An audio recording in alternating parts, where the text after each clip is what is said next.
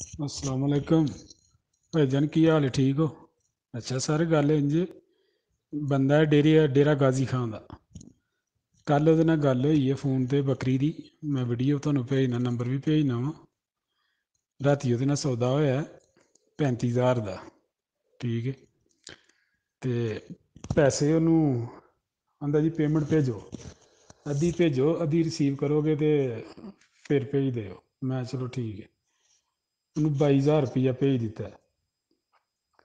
ठीक है, मैनू फोन किया सू कि मैं डैबो अड्डे ते आ गया वां, गड्डी की तस्वीर भेजी, मैं कार्गो करा दी है, ड्राइवर का नंबर भी दिता है, मैनू भी दिता है, मुंडे नूं भी दिता है।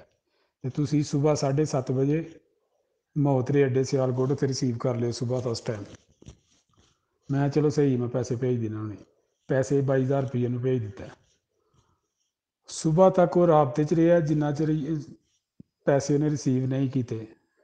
ठीक है, सुबह 7:30 बजे गड्डी नहीं पहुंची, फोन किया, मैं गड्डी नहीं पहुंची। आंदा गड्डी रस्ते च खराब हो गई है, ड्राइवर जोड़ा वो आंदा गड्डी खराब हो गई है, बार बार फोन ना करो, गड्डी का इंजन बह गया, अद्धे घंटे तक पहुँच जाती, 10:30 बजे पहुँचेगी। मुंडा 2,000 रुपया 1500 रुपया भर के ना कैरी डब्बे का किराया उत्थे आके बैठा रहा। उन्हें कोई यानी कि इस तरह ही लारा ही लाता रहा। जिस टाइम उन्होंने पैसे रिसीव होए ने, उन्हें पैसे रिसीव किए ने, उस टाइम उन्हें नंबर शंबर हर चीज़ ब्लॉक कर दी। ठीक है, ड्राइवर है उन्हें भी एक दो बारी फोन चुकया, उन्हें भी ब्लॉक कर दिता है। बाद चों मैं फोन करता रहा, मेरा फोन एक बार चुकया, आवाज़ सुन के नाल ही बंद कर दिता, कोई राबता नहीं। तो भरा होने की नाते तुसीं मेहरबानी करो, तुहानूं मैं सेंड करना वा बकरी की वीडियो, ਉਹਦਾ नंबर भी, ਉਹਦਾ ID कार्ड भी। तो ਉਹਦੇ ਨਾਲ ਰਾਬਤਾ करो, ਉਹਨੂੰ कहो मेहरबानी कर, इंज ना कर, ये गल अच्छी नहीं। पैसे नहीं तो चलो कोई गल नहीं, खली वली कोई गल नहीं, 20-22,000 रुपये अल्लाह देगा, अल्लाह ਨੂੰ ਪੁੱਛੇਗਾ। बाकी ये वे कि ਜ਼ੁਬਾਨ भी कोई चीज़ ਹੁੰਦੀ है, इंज होर भी कईयां दा इतबार ਜਾਂਦਾ है। तो ये वे कि चलो मेहरबानी करके ਉਹਦੇ ਨਾਲ ਰਾਬਤਾ करो, ਵੇਖੋ ਬੰਦਾ कौन है, एडा बदनसली बंदा। अच्छा जी, इस ऑडियो के बाद मैंने अपने एक दोस्त से रब्ता किया, उसका जवाब ज़रा सुने, वो क्या कहता है।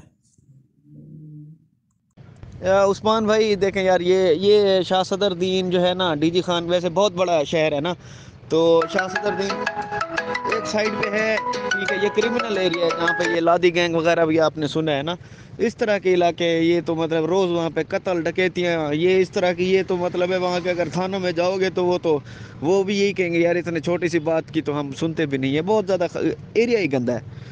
तो हम जैसे यहाँ के लोकल भी लोग वहाँ से गुजरना भी पसंद नहीं करते, तो इस तरह की बात है। वरना ऐसे ही आपको भाई हैं दिलासा दें, अच्छी बात नहीं है। कोई होती अपने बस की बात तो ज़रूर करते, भाई हमारे किसी का भला हो जाता।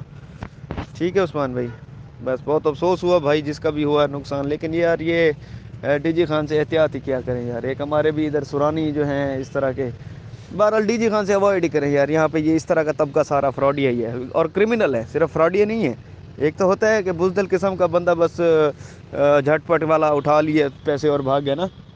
ये जो है ना फेस करने वाले लोग हैं, ये क्रिमिनल बदमाश किस्म के लोग होते हैं सारे के सारे।